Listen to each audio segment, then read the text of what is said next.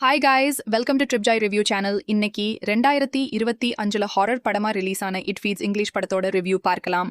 இந்த படத்தோட கதை என்னன்னா, படத்தோட கதாநாயகி ஒரு தெரபிஸ்ட். அவங்களுக்கு ஒரு பொண்ணு ஒன்று இருக்குது. அந்த பொண்ணு அம்மாவுக்கு சில உதவிகளை பண்ணிக்கிட்டு சில விஷயங்களை கத்துக்கிட்டு வர்றாங்க. கதாநாயகிக்கு ஒரு ஸ்பெஷல் பவர் ஒன்று இருக்குது. அது என்னன்னா, ஒருத்தவங்களா தொட்டு அவங்களுடைய கடந்த காலத்தையும் அவங்க மனசுல உள்ள எல்லாத்தையும் பார்க்க முடியும். இப்படி இருக்க ஒரு சின்ன பொண்ணு எனக்கு ஒரு உருவம் தெரியுது. அது என்னைய ரொம்ப டார்ச்சர் பண்ணுது. எனக்கு ஹெல்ப் பண்ணுங்கன்னு சொல்லி வருது. கதாநாயகி முடியாதுன்னு சொல்லிடுறாங்க. ஆனா அவங்க பொண்ணு அந்த சின்ன பொண்ணுக்கு ஹெல்ப் பண்ண போக பெரிய பிரச்சனையில மாட்டிக்கிறாங்க. இதுக்கப்புறம் தன்னுடைய மகளை அந்த பிரச்சனையில இருந்து காப்பாத்தினாங்களா இல்லையா, அதான் இந்த படத்தோட மீதி கதை.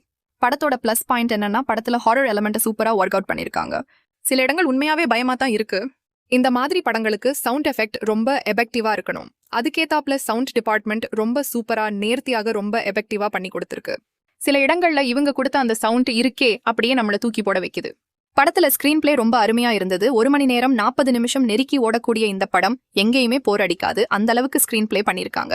ஹாரர் சீக்வன்ஸும் செப்பரேட்டா திணிக்கமா கதையோட டிராவல் பண்ற மாதிரி பண்ணிருந்தாங்க. அதுவும் நல்லா இருந்தது. படத்தோட விஷுவல்ஸும் ரொம்ப நல்லா இருந்தது. குறிப்பா கடைசி 35 நிமிஷ காட்சிகள்ல படத்துல நடிச்ச எல்லாருடைய பெர்ஃபார்மன்ஸும் நல்லா இருந்தது. ஆஷ்லி கிரீன் கிளைமாக்ஸுக்கு முன்னாடி ஒரு சீன்ல ரொம்ப எமோஷனலா ஒரு பயத்தோட எக்ஸ்பிரஷன் கொடுக்கணும். அது ரொம்ப சூப்பரா பண்ணிருந்தாங்க. ஆர்ட் டிபார்ட்மெண்ட் ஒர்க்குக்கும் ரொம்ப நல்லா இருந்தது.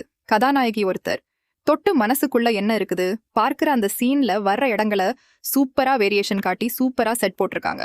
இந்த படம் வெறும் பேய் பிசாசுன்னு இல்லாம நம்ம மனசுல இருக்கிற பயத்தையும் தனிமையையும் வச்சு சூப்பரா எடுத்திருக்காங்க. புது அனுபவத்தை இந்த படம் எனக்கு கொடுத்தது. இந்த படம் பார்க்கும்போது ஸ்மைல் படம் ஞாபகத்துக்கு வந்துட்டு தான் போகுது. கிட்டத்தட்ட ஸ்டோரி ஒன்னா தான் இருக்கு. ஸ்கிரீன் பிளேயையும் சில விஷயங்களையும் மாத்திருக்காங்க. இன்னொரு முக்கியமான விஷயம் சொல்லிடுறேன். படம் ஸ்லோ பேஸ்ட் ஹாரர் படம் தான். அதை மட்டும் மைண்ட்ல வச்சுட்டு பாருங்க. கண்டிப்பா இந்த படம் உங்களை கவரும். செக்ஷுவல் கண்டென்ட்லாம் சுத்தமா கிடையாது. ஃபேமிலி கூட சேர்ந்து பார்க்கலாம். உங்களை அடுத்த வீடியோவில் சந்திக்கிறேன். Bye bye friends.